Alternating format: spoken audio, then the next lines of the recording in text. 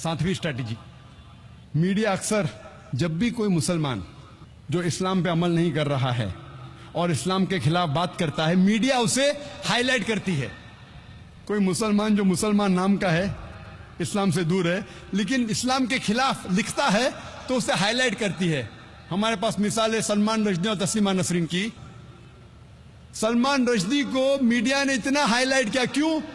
क्योंकि वो नाम का मुसलमान था और उसने किताब लिखी थी सैटेनिक वर्सेस, इस्लाम के खिलाफ, मोहम्मद सल्लल्लाहु अलैहि वसल्लम के खिलाफ। मीडिया उसे इतना उछालती है कि वो बन जाता है मिलियनर, करोड़पति ओवरनाइट।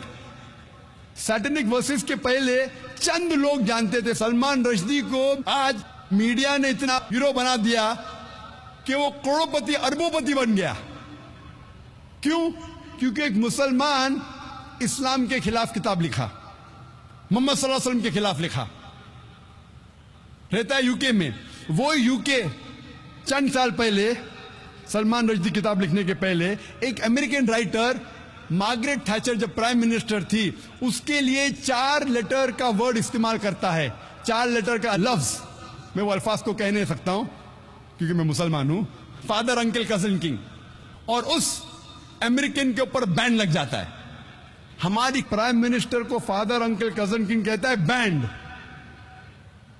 कुछ वक्त के बाद सलमान रश्दी वही प्राइम मिनिस्टर को वही अल्फाज को एक्टिव करता है, father, uncle, cousin, king add कर जाता है ING, और उसको अवार्ड देती है गवर्नमेंट। क्यों?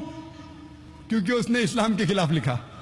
वही प्राइम मिनिस्टर मार्गरेट थैचर को वही बुक सैटेनिक वर्सेस में Salman Rushdie father, uncle, cousin, king और इंग कहता है कई बार।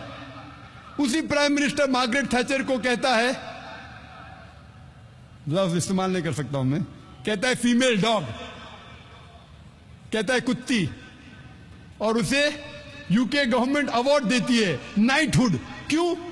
क्योंकि उसी किताब में उसने मोहम्मद सल्लल्लाहु अलैहि वसल्लम के खिलाफ भी लिखा, उसने इस्लाम के खिलाफ लिखा। हमें मानना पड़ेगा, उस वक्त इस हिंदुस्तान के प्रधानमंत्री थे राजीव गांधी।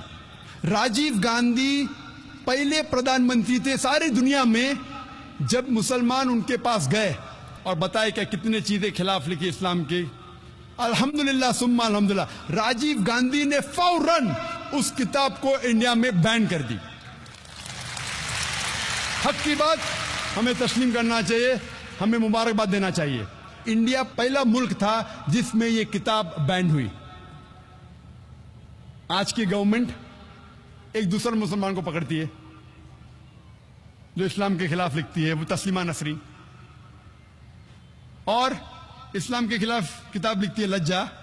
ये गवर्नमेंट उसको शरण दे रही है, असाइलम।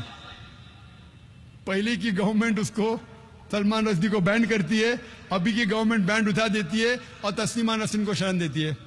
राजीव गांधी उस वक्त ये नहीं जानता था कि सलमान रश्दी ने उसी किताब सैटेनिक वर्सेस में राम और सीता को भी गाली दी। मैं यहां कहना नहीं चाहता हूं क्या गाली दी, मैं इस देश में अमन चाहता हूं।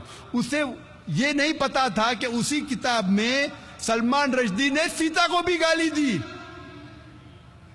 इस हिंदुस्तान के हिंदू लोग सीता को माता मानते हैं, राम को भगवान मानते, उसको गाली दी।